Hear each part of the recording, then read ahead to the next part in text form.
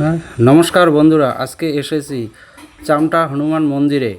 এখানে new greater Cooch Behar পিপুল অ্যাসোসিয়েশনের general secretary মহাশয় পরেশবাবু হনুমান মন্দিরে দর্শন করে জয় বজরংবলী বাবার আশীর্বাদ নিয়ে চামটা